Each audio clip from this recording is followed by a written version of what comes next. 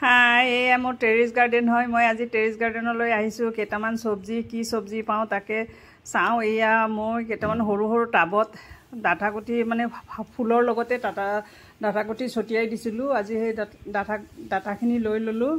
এইটো মৰিচা বুলিও কয় ইয়াক। আৰু এয়া এইটো আম গছৰ টাব আছিলে, আম গছৰ লগতে দি দিছিলোঁ। এতিয়া ডাঙৰকেইটা কাটি লৈছোঁ, সৰুকেইটা এতিয়া আকৌ ডাঙৰ হ'লে কাটি ল'ম।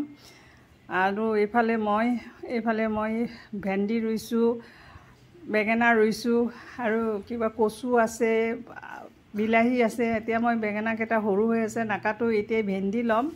ভেন্দি যিখিনি এই আজি নতুন গছৰ নতুন ভেন্দি।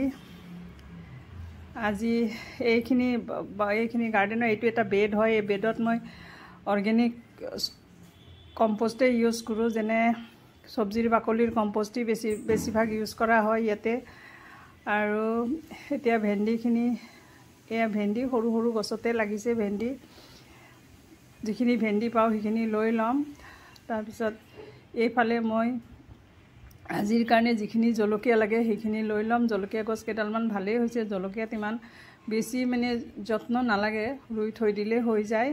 অলপ খালি সপ্তাহে মই লিকুইড কম্প'ষ্ট অলপ ইউজ কৰোঁ। লিকুইড কম্প'ষ্ট অকণমান দিওঁ। আৰু এয়া আজিৰ কাৰণে মোৰ জলকীয়া এইখিনিতে হৈ যাব। এতিয়া মই চাওঁ, দুই এটা বিলাহী বেঙেনা কেইটামান ল'ম।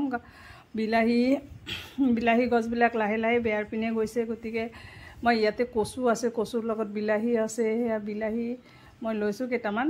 আজিৰ কাৰণে যিকেইটা বিলাহী লাগে সেইকেইটা ল'ম। আপোনালোকৰ যদি মোৰ ভিডিঅ'টো চাই ভাল লাগে, লাইক কৰিব, শ্বেয়াৰো কৰিব, ছাবস্ক্ৰাইবো কৰিব। আগতে মই কালি দেখুৱাইছিলোঁ, বান্দৰে মোৰ বাগানখন টচ নচ কৰি থৈ গৈছে। এয়া ইয়াতে পালেং শাক ৰুইছিলোঁ মই। পালেঙৰ গুটিৰ কাৰণে এইখিনি ৰাখি থৈছিলোঁ গছ, পালেং। এইটো মই নেক্সট ইয়াৰৰ কাৰণে ইজি হৈ থাকিব মোৰ। এইখিনি শুকাই মই থৈ দিম আৰু আকৌ নেক্সট ইয়াৰৰ কাৰণে মই ৰুব পাৰিম। এতিয়া এইখিনি চব্জি মই আজি পালোঁ, আজিৰ কাৰণে মোৰ হৈ যাব। অলপ সদায় পাওঁ চব্জি।